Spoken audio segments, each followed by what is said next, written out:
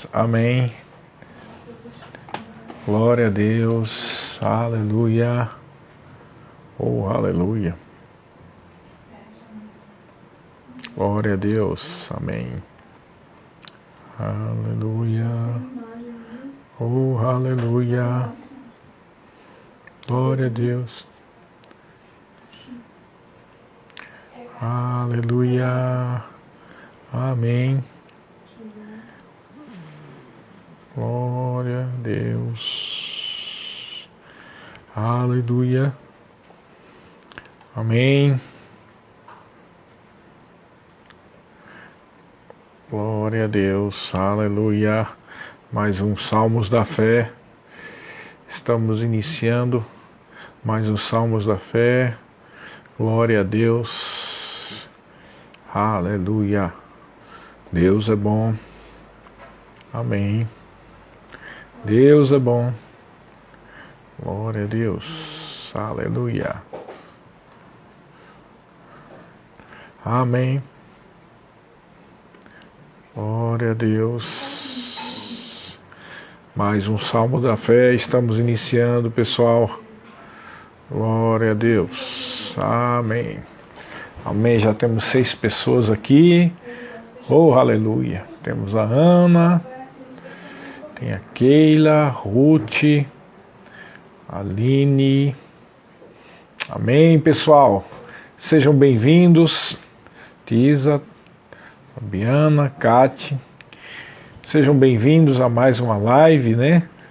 Live dos Salmos da Fé.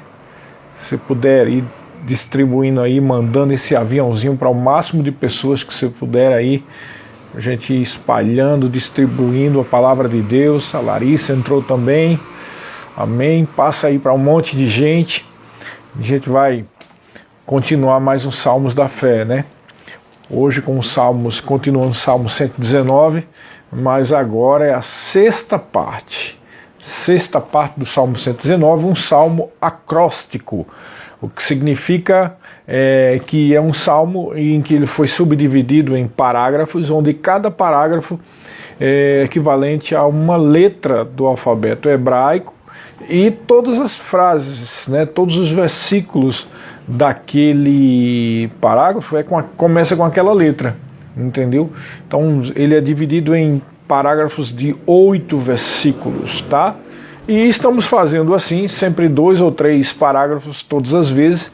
O Salmo 119 tem 176 versículos, né? Muito grande, é o maior capítulo da Bíblia. E vamos agora à sexta parte, que é equivalente ao parágrafo da letra Num, que é o Salmos 119, a partir do versículo 105, tá? A partir do 105. Esse parágrafo 1, ele vai do 105 até o 112, do 105 até o 112. É sempre bom a gente ter isso em ideia, ter em mente, melhor dizendo, para poder a gente entender por que o Salmo 119 é tão grande, né? Ele tem um sentido, um motivo de ser, além de ser uma exaltação à palavra de Deus, também porque foi feito dessa forma. Cada parágrafo é uma letra do alfabeto hebraico, então dá muita coisa aqui, né? E lembrando vocês também, outro detalhe que a gente disse na live passada, que o Salmo 119, ele, apesar de ser um salmo em que a maioria todos os versículos exalta a palavra, também é um salmo que tem elementos de sabedoria, de messiânico, didático e de lamentação. O que seria isso, elementos? Ele em si tem pequenos trechos que são trechos de lamentação, trechos didáticos, trechos messiânicos ou versículos messiânicos e trechos de sabedoria. Então ele tem salmos dentro de um salmo só. Você entendeu? Então, o que seria um salmo de lamentação, por exemplo? É quando ele lamenta o fato de ele estar sendo perseguido. A gente traz aqui a lembrança, porque ele repete isso, ó, ímpios estão me perseguindo e tal. E a gente vê lá nos versículos anteriores, que até os estudiosos concordam com isso, é que ele possivelmente estava sendo perseguido por algumas lideranças de Israel. A impressão que dá é que ele estava contra alguma atitude errada, contrária à lei, que ele repete no Salmo dizendo que os ímpios quebrando a lei, aquela coisa toda, e por conta disso ele estava sendo traído e sendo perseguido, e estavam querendo matar ele. Então, nessa situação de angústia, é que o salmista faz o Salmo 119. Isso aqui é o elemento de lamentação, mas há elementos didáticos, há elementos messiânicos e de sabedoria também. Então vamos lá, a partir do versículo 105, o parágrafo Num, que é o equivalente à nossa letra N de navio. Amém? Então o parágrafo Num começa no versículo 105 dizendo: lâmpada para os meus pés é a tua palavra e luz para os meus caminhos. Jurei e confirmei o juramento de guardar os teus retos juízos. Estou aflito, vivifica-me, Senhor, segundo a tua palavra. Aceita, Senhor, a espontânea oferenda dos meus lábios e ensina-me os teus juízos. Estou de contínuo em perigo de vida, todavia não me esqueço da tua lei. Armam ciladas contra mim os ímpios, contudo não me desvio dos teus preceitos. Os teus testemunhos recebi-os por legado perpétuo, porque me constitui o prazer do coração. E o versículo 112, que é o último desse parágrafo, diz: induzo o coração a guardar os teus decretos para sempre até o fim. Aleluia. Amém? Então vamos fazer uma pequena meditação em cima desses versículos aqui do parágrafo chamado Num. O 105 diz: lâmpada para os meus pés é a tua palavra e luz para os meus caminhos. Esse é um dos versículos mais famosos da Bíblia, né? É um versículo tremendo, repleto de revelação. Fala aqui da luz da palavra, da luz que é o entendimento, a revelação da palavra, que a luz, ela ilumina a nossa vida, que traz revelação, que, como a gente fala sempre, a luz, ela é útil, né? Porque a luz, ela dissipa as trevas. Onde há trevas, quando a luz chega, desaparecem as trevas, não é verdade? A luz, quando ela se manifesta, ela mostra o que está escondido ou o que precisa ser revelado. Então, quando nós falamos da luz da palavra, nós estamos falando de revelação, que é algo que precisa ser revelado, algo que está sendo posto à mostra. E aqui está dizendo uma grande e profunda revelação. A palavra de Deus, ela produz revelação na nossa vida.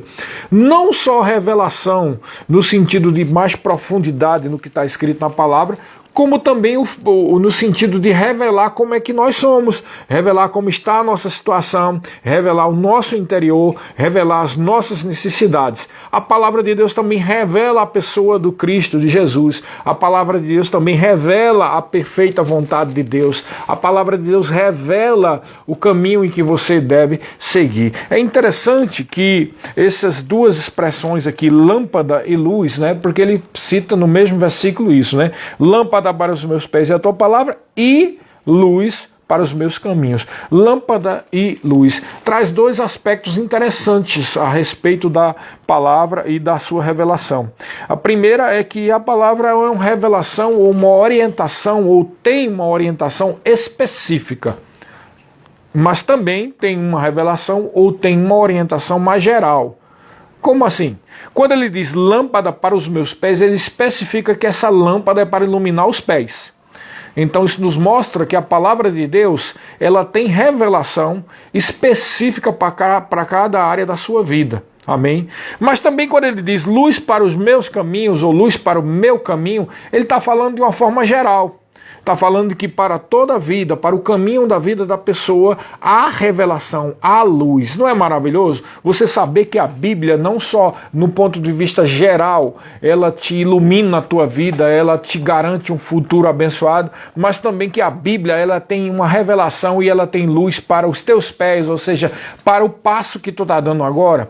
Qualquer que seja o passo que você está dando agora, existe uma revelação específica. Nesse sentido, é o sentido da lâmpada. lâmpada. A lâmpada está iluminando os teus pés. A lâmpada do Senhor, que é a palavra, ilumina o teu passo que tu está dando agora. Amém? Mas também ela é luz para toda a tua vida. Ela é luz para os teus caminhos. É tremendo. Esse versículo é maravilhoso, não é verdade? Versículo 106. Jurei e confirmei o juramento de guardar os teus retos juízos. Ele está falando aqui sobre a sinceridade do coração, de manter-se firme naquilo que a Bíblia diz. Eu quero dizer uma coisa para você. Isso vai valer para a tua vida toda, mas muito mais nesses tempos em que nós estamos vivendo essa situação que o mundo todo está passando aí. É mais do que necessário você ficar firme e não negociar na sua vida os princípios e os preceitos da palavra. A proteção da tua vida, a guarda da tua vida, a provisão que venha sobre a tua vida, o milagre que venha sobre a tua vida, a solução para a tua vida, tudo isso aí depende do que está escrito na palavra. Mas como as promessas já garantem coisas boas, não depende tanto de Deus nem da palavra, mas depende de você, da fidelidade, da inteireza do coração, da perseverança em confessar e continuar confessando as realidades da palavra, da decisão de ser obediente e fiel à palavra de Deus. Ele jurou aqui e confirmou que ia guardar os retos juízos do Senhor. Versículo 107. Estou aflitíssimo. E mais uma vez, aqui tem um parâmetro aqui sobre alguns elementos aqui da lamentação, né? Ele está sendo perseguido, então ele diz, estou aflitíssimo, vivifica-me, Senhor, segundo a tua palavra. É interessante que no original hebraico aqui, essa palavra aqui que está escrito é dabar, que é o equivalente ao que está escrito no grego como rema. Né? Quando o Senhor Jesus disse ao diabo na tentação do deserto, nem só de pão viverá o homem, mas de toda palavra, ali ele diz toda rema que procede da boca de Deus, ou seja, aquela palavra que é revelada, aquela palavra que procede diretamente do alto, aquela palavra que procede diretamente de Deus. O equivalente no Antigo Testamento é a palavra dabar. Então, olha que interessante, ele diz que apesar de ele estar aflitíssimo, ele solicita, Senhor, traz vida para mim, né? Segundo a tua palavra proferida, ou seja, segundo a tua palavra revelada, ou seja, segundo a tua palavra que é viva, e é por isso que ela tem poder de vivificar. E eu declaro sobre a tua vida que se você receber essa palavra, se você meditar nessa palavra, se você crer nesta palavra na sua vida, porque é a palavra de Deus, eu quero dizer uma coisa para você, essa palavra, no momento que você crê, ela tem o poder de se transformar revelação em você. Aí se torna não só um logos, ou seja, uma palavra escrita, ou seja, um Torá. O Torá é a palavra hebraica para lei.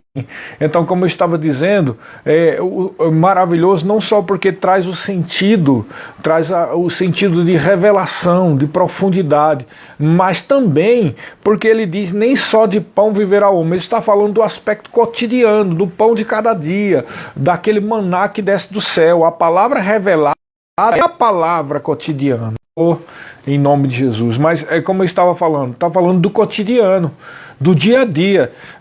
Não é só uma questão da intelectualidade, mas é muito mais uma questão de coração. Quando você recebe de todo o seu coração a palavra, ela se torna viva e ela tem poder de fazer isso que o salmista disse: vivifica-me, Senhor, segundo a tua palavra proferida, vivifica-me, Senhor, segundo a palavra revelada. E é assim que vai trazer diferença na sua vida. É lamentável quando a gente vê tantos irmãos nossos, né, irmão, que conhecem só intelectualmente a palavra, e isso fica só na mente e não consegue viver.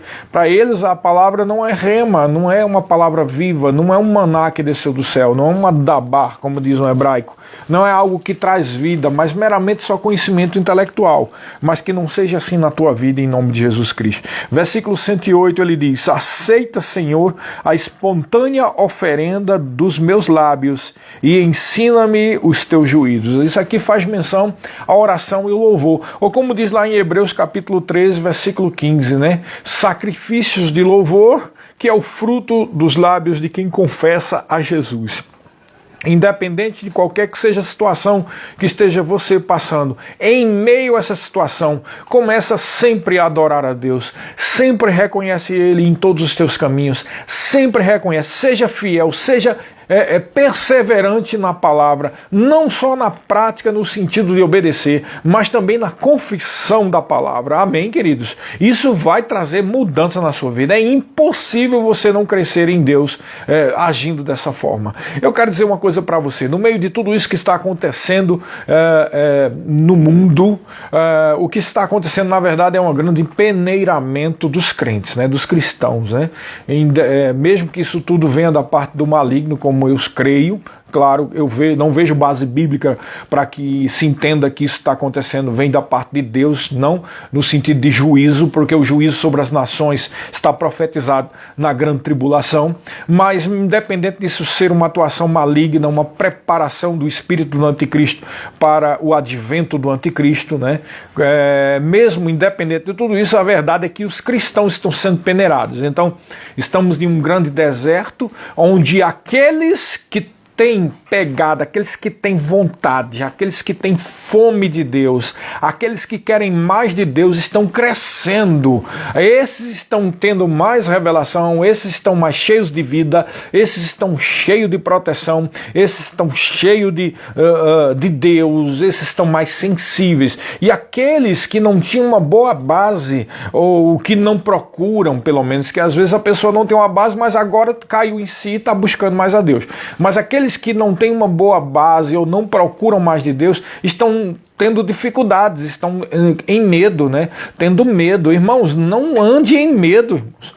É impossível você, cheio da palavra, andar em medo. Mas quando alguém está operando na carne, ou não medita de dia e de noite, como diz a palavra, na palavra do Senhor, ou não tem um devocional com o Senhor, essa pessoa está aberta a ataques do maligno e muitas vezes o espírito de pânico e de medo invade essa pessoa. Não foi para isso que Jesus Cristo veio. Pelo contrário, a Bíblia diz que ele veio para desfazer as obras de Satanás. Amém? Então, nós precisamos sempre, em toda e qualquer situação, oferecer sacrifícios de louvor. É por isso que ele chama de oferta espontânea. Versículo 109. Estou de contínuo em perigo de vida, todavia não me esqueço da tua lei. É importante isso aqui. Ele está dizendo que na situação em que ele estava, né, sendo perseguido, correndo risco de vida, ele diz todavia. Então ele está fazendo uma comparação. E é aqui que eu quero dar um toque aqui pra gente. Olha só. Estou em contínuo perigo de vida. Todavia, não me esqueço da tua lei. E o que ele está querendo dizer é o seguinte: apesar de eu estar constantemente em uma situação de perigo, entretanto eu não me desvio da palavra. Amém? Isso traz bastante ensino para a gente. Independente da situação mundana, independente da situação natural, que possa ou não estar havendo perigo, ele diz, olha, eu não me desvio da tua lei. É o cumprimento do que nós dissemos agora há pouco. Se você manter-se firme na palavra do Senhor, há proteção sobre a sua vida. Mas eu quero deixar bem claro, é preciso ficar firme. Algumas pessoas, para deixar a coisa mais explícita, mais clara, mais bastante cristalina, algumas pessoas pensam que pelo fato de ser crente, pelo fato de ir aos cultos, pelo fato de estar em algum departamento, né, está completamente seguro. Bom, eu digo a mesma coisa agora para você do que eu falei a semana passada e foi postado nas minhas mídias. O fato de existir uma verdade posicional para você em Cristo Jesus, ou seja, algo que você recebeu de Deus como segurança, proteção, porque Jesus morreu na cruz de Calvário, ressuscitou, e isso é direito nosso e é direito teu, o fato de existir isso não te garante que você está protegido, só te garante que você tem direito de andar nessas verdades. Amém? Você entendeu? Ou seja, você precisa receber essa verdade no seu coração, você precisa crer, e você precisa andar, decidir andar nessa verdade. Então, se está lá escrito na palavra, por exemplo, que Deus te dá proteção, que nenhum mal tocará a tua vida, não é só o fato de existir que protege você, amém? É semelhante àquilo que alguns crentes faziam antigamente, né? Pegavam aquelas bíblias bem grandes, alguns cristãos pegavam aquelas bíblias enormes, colocavam na mesa como enfeite, e às vezes a gente encontra até isso em algumas lojas, né? E ali estava aberto no Salmo 91 e esperava que aquela Bíblia aberta protegesse não só o dono, mas todo mundo que está naquela casa. Não vai proteger nada, vai juntar poeira, porque não é a Bíblia aberta que protege você. O que protege você é a confissão, a fé na palavra, viver segundo a palavra. Isso protege você. Então não é o fato de existir uma verdade posicional para os cristãos que fala que você é salvo, que você é protegido, que você é provisionado, que você é saudável, que Deus te ama, que você é abençoado, que garante que isso vai se manifestar na sua vida. Porque esse próprio versículo que fala de bênção, por exemplo, diz: bendito seja o nosso Deus e Pai do nosso Senhor Jesus Cristo, que nos tem abençoado com toda sorte de bênção nas regiões celestiais em Cristo. Então, isso está escrito lá em Efésios capítulo 1, versículo 3. Fomos abençoados nas regiões celestiais em Cristo. Em Cristo. E ele está nas regiões celestiais, na qual nós já fomos assentados com ele, né? Estamos assentados juntamente com Cristo. Mas você precisa crer nessas verdades. Você precisa confessar. Quem crê, fala. Para poder isso fazer valer na sua vida. Então, muitos não entendem e pensam que pelo fato de serem cristãos ou serem crentes, ou ser da família de um grande homem, grande mulher, alguma pessoa, já está automaticamente protegido. Mas não está, não é só dessa questão que está acontecendo aí. Sobre qualquer coisa, a gente tem que viver uma vida de fidelidade, a gente tem que viver uma vida de fé, a gente tem que confessar a palavra de Deus. A fé que tu tem para ti. Cada um tem uma medida de fé e cada um é responsável não só no recebimento da palavra que vai gerar fé, mas também na prática dessa palavra e na prática e no crescimento da sua própria fé. Amém, queridos? Isso é muito importante. Porque muitos ficam horrorizados quando começam a acontecer coisas. E Deus? E cadê Deus? Deus está no trono, Jesus está à direita dele, a palavra dele está sempre firmada do céu, e tudo que está escrito na palavra é verdade, mas é cada um que tem que crer na palavra. É por isso que é importante um momento como esse, uma live como essa e tantas outras que tem aí de muitos irmãos, em que fala e ensina a palavra da fé, para que você decida, de uma vez por todas, receber com avidez, com mansidão, com vontade essa palavra, para que essa palavra se torne vida na sua vida. Amém, irmãos? Em nome de Jesus, eu vou fazer feito Paulo. Eu rogo pelas misericórdias de Deus que cada um que tem acesso a ouvir, a ver essa mensagem, receba com mansidão. E com vontade, com desejo essa palavra, para que gere vida, e assim você tenha tempos de refrigério. Muitos cristãos não têm tempos de refrigério porque não aprenderam essas verdades. Pensa que pelo fato de ir para um culto ou pelo fato de ser crente, já automaticamente já está tudo resolvido. Não, o que está resolvido é o que Jesus resolveu. Ou seja, a verdade posicional você tem direito, mas o fato de você ter direito só manifesta quando você exerce esse direito. Amém? Você pode ter um documento que prova que você é herdeiro de uma grande fortuna. Mas enquanto você não for lá com o advogado e assinar os termos e aquele dinheiro for passar para a sua conta, enquanto isso não houver, você tem direito, mas você não está usufruindo. Não é verdade isso? Você tem direito a uma grande herança, mas você não está usufruindo. Sabe? Olha, infelizmente, assim de crente, mas muito crente mesmo, que até que sabe que é abençoado, até que sabem que são salvos e que está tudo, que Jesus fez muitas coisas, mas não assumem a posição, não exercem o seu direito, não andam em fé, não confessam essas verdades. A maior prova é o que está acontecendo agora. É de se admirar, infelizmente, é de se admirar, que no meio dessa situação que está aparecendo no mundo, muitos cristãos estejam apavorados. Mas é algo que não tem cabimento, irmãos. Como você diz que ama o Senhor, que crê no Senhor, que crê nas verdades, está apavorado. Eu não estou falando, deixe bem claro, as situações em que nós temos parentes, né, em que faleceram, e é natural que a gente fique triste, é normal que fique triste, é normal que fique bastante abalado com isso no sentido da alma, mas eu não estou falando disso, eu estou falando sobre você mesmo, você que está me vendo e me está ouvindo. A forma de você viver a sua vida na plenitude de Deus é tomando posse, é exercendo os seus direitos, é crendo e confessando aquilo que está escrito na palavra. Amém? É muito importante isso, irmãos. Isso define, é uma questão de vida e morte. É uma questão de provisão ou de miséria. É uma questão de paz ou tribulação.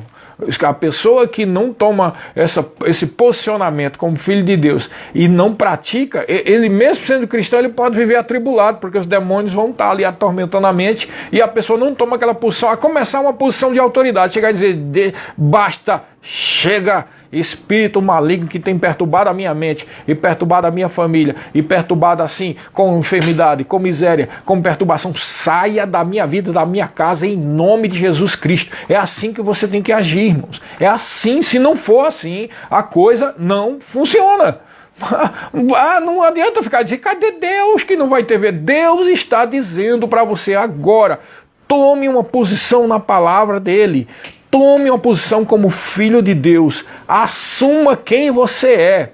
Lembre-se que o diabo, ele tentou Jesus e da forma que ele tentou Jesus, ele vai tentar qualquer cristão. Primeira coisa que ele pergunta, ele questiona, se tu és filho de Deus. Não foi isso que ele disse para Jesus? Se tu és filho de Deus, faz isso. Se tu és filho de Deus, é aquilo. Então ele vai usar até a palavra. Tem muita gente que usa a palavra questionando se isso que nós estamos pregando aqui é verdade. Irmãos, o fruto é que mostra se é. Amém? Aquilo que está produzindo no seu coração é que mostra a realidade. Nós temos o Espírito Santo como selo na nova aliança e esse Espírito Santo habita dentro de nós e é o Espírito Santo que testifica se a palavra é de Deus ou se não é. Então você faz as seguintes perguntas. É como diz lá em Filipenses, né? É digno de honra, produz vida, né? É edificante, muda a sua vida, liberta a sua vida, é a palavra de Deus. Agora, se te traz condenação e medo, não é palavra de Deus não, irmãos, é qualquer outra coisa travestida e sendo usada como palavra de Deus e usando até mesmo os mesmos versículos, amém? Não se deixe iludir com o espírito maligno que há no mundo, que produz medo, porque quando o medo chega, fé sai. Né? Não tem como a gente ser salvo, ser curado ou ser provisionado se a gente está com medo. Né? Tem algumas pessoas que pensam que é pela carne que se consegue, pelo braço da carne que se consegue as coisas. Não, nós não fomos chamados para operar segundo a carne, irmãos. Nós fomos chamados como filhos de Deus para operar segundo o Espírito. Amém? Então, olha só. Ele disse, apesar deles armarem ciladas para mim, contudo eu não me desvio dos teus preceitos, eu não me desvio da tua palavra. Versículo 111, os teus testemunhos recebi-os por legado perpétuo, tá? Porque me constitui o prazer do coração. A gente falou em outros textos aqui desse salmo. A palavra de Deus tem que ser o prazer da tua vida. Irmãos, não se alimenta, não procura a palavra como se fosse só um remédio. Ela é muito mais que um remédio, amém?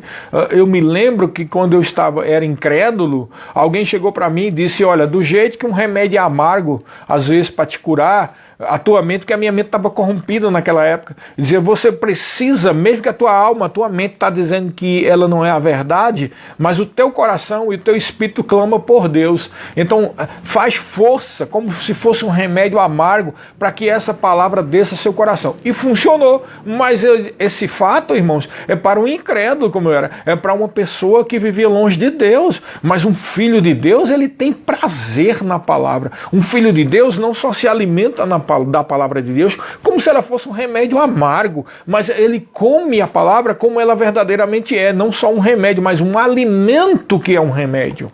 não é verdade? É um alimento, nós sabemos, e a pesquisa científica tem avançado, que a forma que você se alimenta, se você alimenta corretamente, vai produzir saúde para você sem você precisar de tomar um elemento químico, um remédio.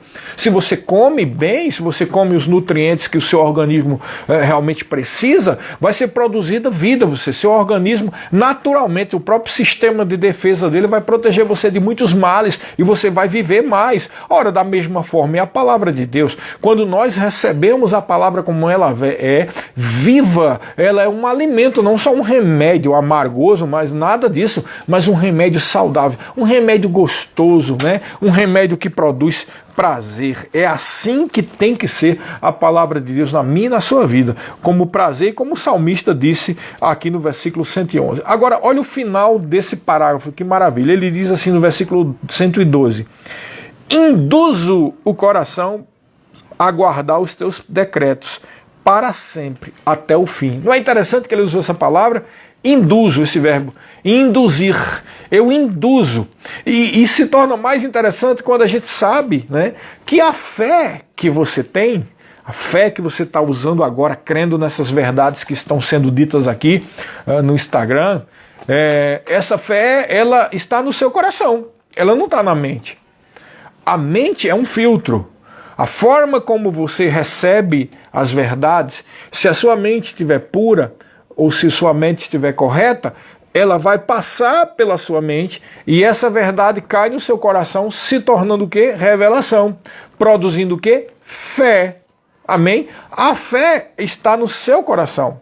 E é interessante que ele diz, eu induzo o coração a guardar os teus decretos. O que ele está dizendo é que eu induzo, eu faço uma força, eu esforço-me pela fé, em crer, em ficar fiel, em confiar, em guardar os teus decretos, em guardar a tua palavra, irmãos. Não importa o que esteja acontecendo com você, seja fiel na palavra, continue confessando, amém? As pessoas, alguns biógrafos, algumas pessoas, não me lembro bem, que falou sobre a questão do irmão Reagan. Alguém falou que o irmão Reagan estava pregando sobre esse tempo todo sobre provisão, e no início do ministério dele, ele sempre pregando sobre essa questão da provisão, né? A provisão de Deus e que nós fomos abençoados, mas poucas pessoas sabem que ele passou tempos andando com um carro quase com motor batido e com um sapato furado, irmãos. Ele mesmo, o natural, dizendo que próspero que nada, que abençoado que nada. Isso é uma besteira que tu tá pregando aí. Olha só, o sapato furado e o carro quase batendo o motor. Mas ele continuou firme. Sabe por que o irmão Reagan continuou firme? Porque ele já tinha tido também um exemplo antes, quando ele era um jovem que estava com uma deformidade do coração e tinha sido desenganado pelos médicos.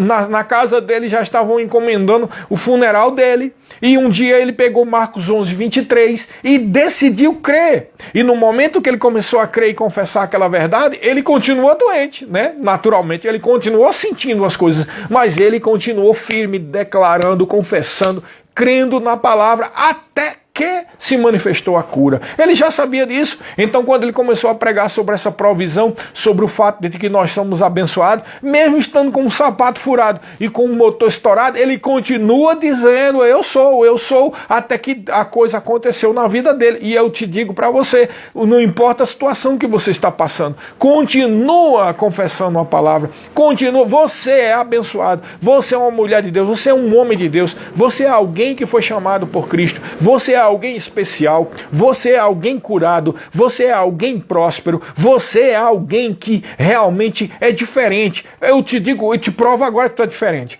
Quantas pessoas agora nesse momento estão aí fazendo outras coisas, mesmo sabendo, claro que muitos nem sabiam, mas mesmo sabendo que há lives, ou que há palavra, ou que há pregação em algum lugar, não estão nem aí com pregações, ou não estão nem aí com igrejas, ou cultos, ou qualquer coisa desse tipo. Mas o fato de você que está aqui agora, está aqui conosco, aqui ouvindo essa palavra, já mostra que você é diferente. Por quê? Porque você dá valor, você tem temor a Deus, você realmente é alguém que Deus tem como investir, porque é alguém que está dando ferramentas a ele, está abrindo o coração para receber a palavra. E é impossível que aquele que crê em Deus, que aquele que crê na palavra do Senhor, aquele que decide praticar e seguir os decretos e que induz, como diz o salmista, induz o coração a crer na palavra de Deus, induz o coração a ficar firme nos decretos de Deus, é impossível que essa pessoa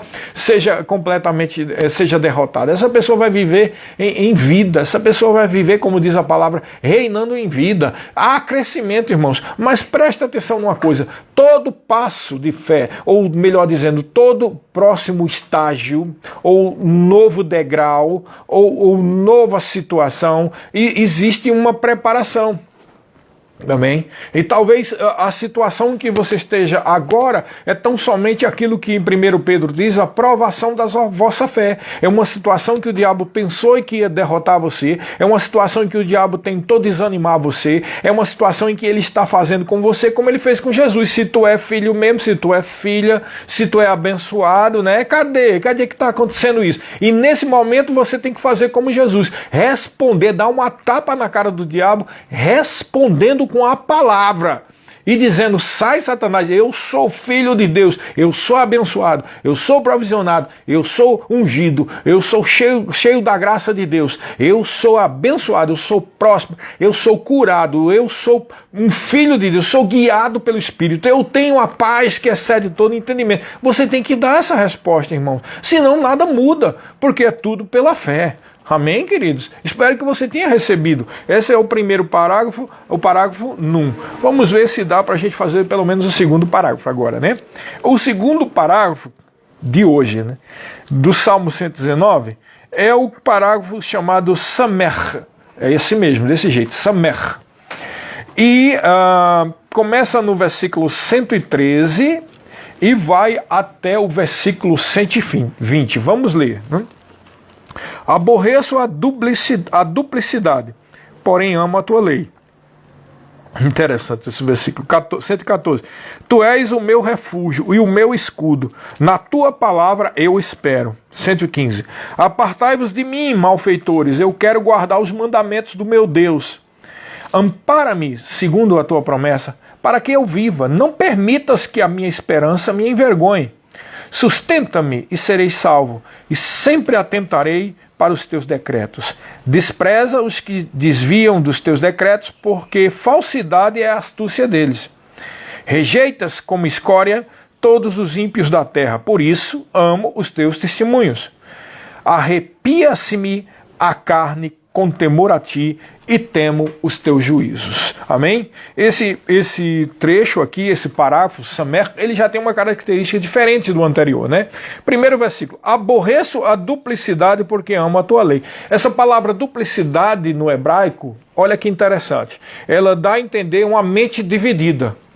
E o que a gente lembra de uma mente dividida, né? Aquilo que está escrito lá em Mateus 5,37, quando Jesus Cristo disse assim: seja o vosso sim, sim, o vosso não, não. O que passar disso é de procedência maligna. Quando Jesus Cristo disse isso, ele está dizendo: você não deve ser duplo, você não deve ser falso. Se é sim, é sim. Se é não, é não. Quando você diz que é sim para alguém e depois diz que é não, você é duplo, você tem duplamente. E lá em Tiago, no capítulo 1, versículo 8, fala assim, mais ou menos assim: aquele que necessita de sabedoria, peça a Deus que dá liberalmente, mas peça sem duvidar, com fé. Né? Porque o que duvida é semelhante à onda do mar. E aí ele diz: homem dobre, inconstante em todos os seus caminhos. Não pense tal homem que receberá alguma coisa do Senhor. De que é que ele está falando? De alguém que é inconstante, de alguém que às vezes é sim, às vezes é não, que tem uma mente dupla. E o salmista está dizendo: eu aborreço esse tipo de atitude. Nós estamos falando agora mesmo a questão da fé.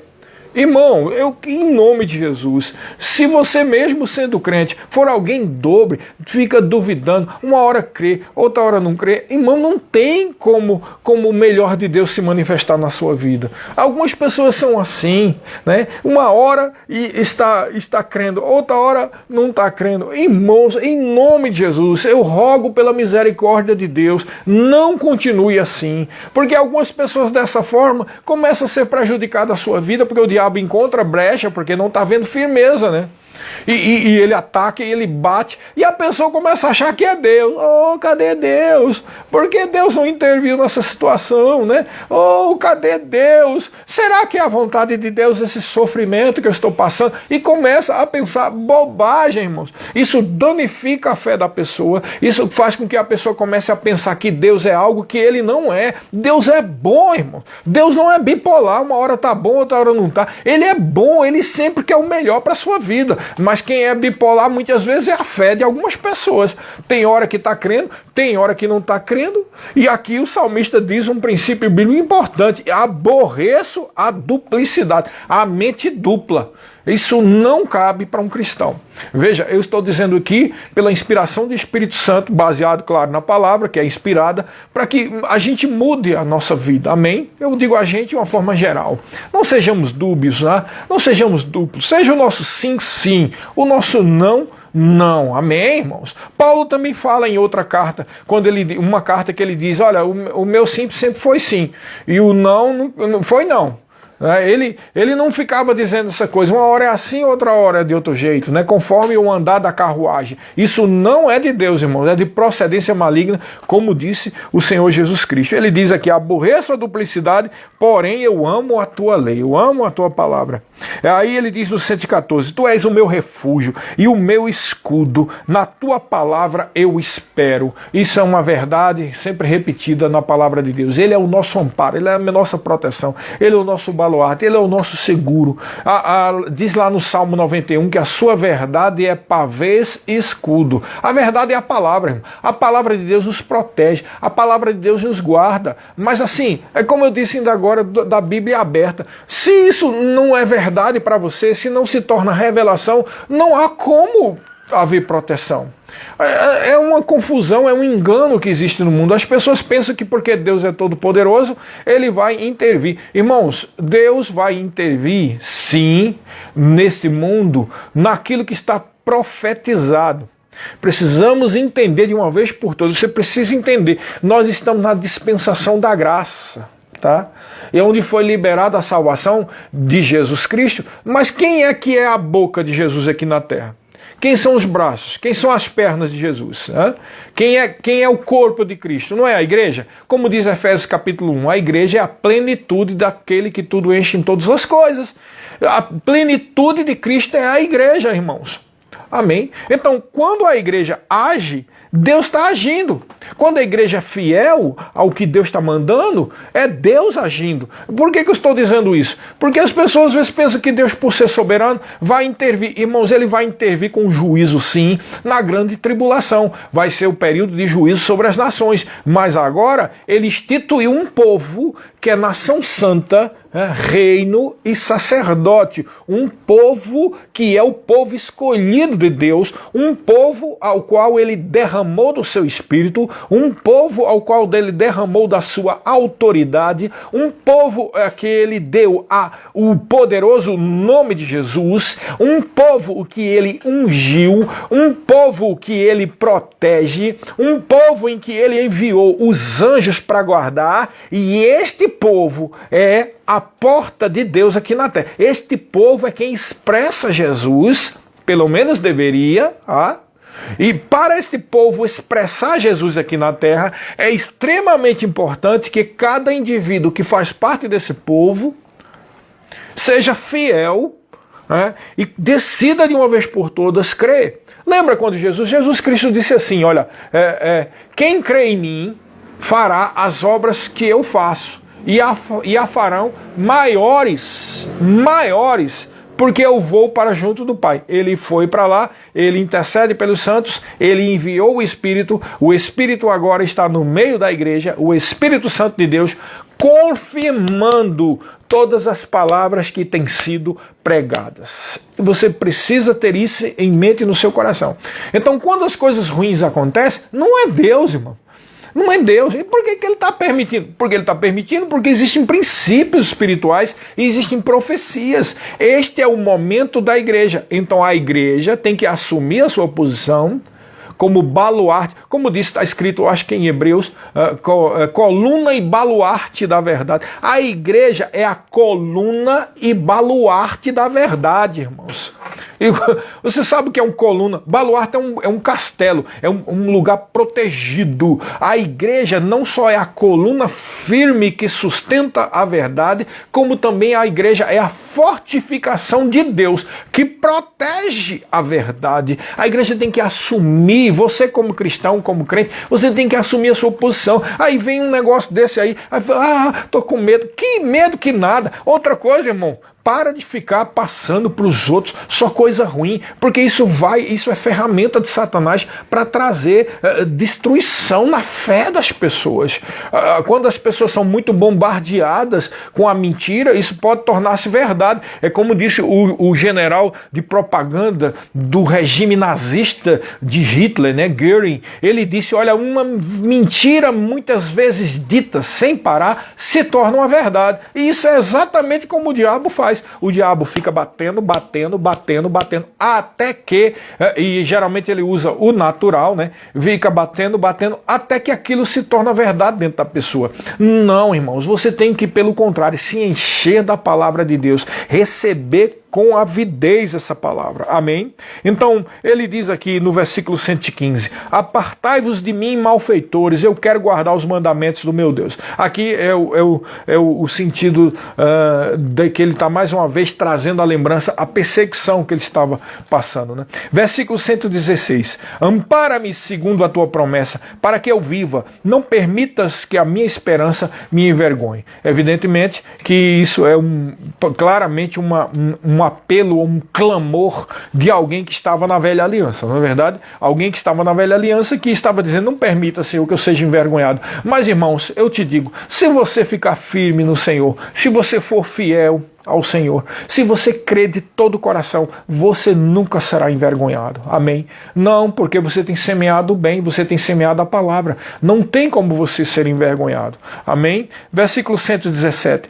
Sustenta-me e serei salvo, e sempre atentarei para os teus decretos. Versículo 118. Desprezas os que se desviam dos teus decretos, porque falsidade é a astúcia dele. Versículo 119. Olha esse versículo 119, olha que coisa interessante. Rejeitas como escória todos os ímpios da terra, por isso amo os teus testemunhos. A ideia aqui, quando ele fala escória, é interessante. Você sempre tem que analisar algumas coisas que aparecem nos versículos. Um deles é essa palavra, escória. A escória era o refúgio, era a sujeira no processo de refinação do ouro. Não é interessante isso? Então o ouro era posto no fogo, tá?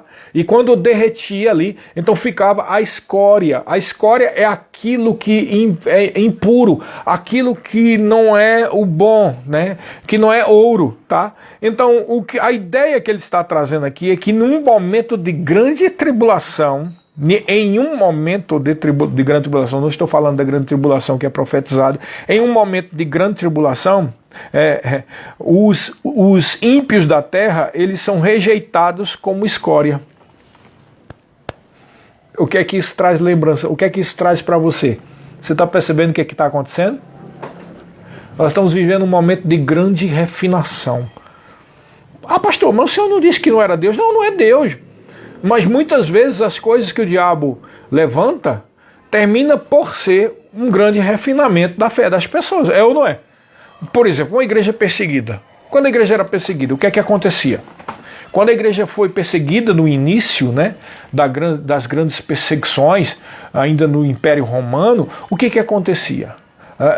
Houve coisas, né, quem estuda a história da igreja, como eu estudo, vê que houve algumas pessoas que se acovardaram. né? Com medo, por exemplo, de serem mortos, começaram a dizer, eu vou adorar César. Crente que estava dentro da igreja, vou adorar César. Aí depois se envergonhava e voltava para a igreja. Sabe o que acontecia? Alguns irmãos começaram a ter dificuldade de conviver com eles, porque não conseguiam confiar naquela pessoa que no momento em que foi pressionado, acovardou-se. Mas, irmãos, o que é isso? É claro que a perseguição veio por parte do diabo, né? O Império Romano foi usado pelo diabo para perseguir e muita gente morreu. Mas no final das contas não foi um processo de refinamento? Foi, porque é na hora do aperto, né? Como eu disse hoje para um pastor, eu estava conversando com um pastor amado meu, o pastor Ferrarese, e eu estava dizendo para ele, pastor, no meio de uma situação de tribulação, eu disse, pastor, veja só, você já viu aí a esponja de a gente lavar prato? Né? Ali você põe água e você pode até pôr um detergente ali, mas você já viu que quando você aperta, o que é que sai? Quando você aperta, sai aquela água ou aquela água cheia de sabão, não é verdade? Então, no momento do aperto, vai mostrar o que é que sai de você. No momento do aperto, da tribulação, é que vai mostrar se sai fé ou se sai carne. Operação de carnalidade. A pessoa perde as estribelas. É no momento da pressão que você vai mostrar quem você é, porque não são as suas ações que demonstram a sua espiritualidade, mas as suas reações. Tem muita gente aí que se faz de bonzinho, né? Até mesmo quer ser bonzinho e faz muita coisa boa, mas por dentro tem muito que mudar.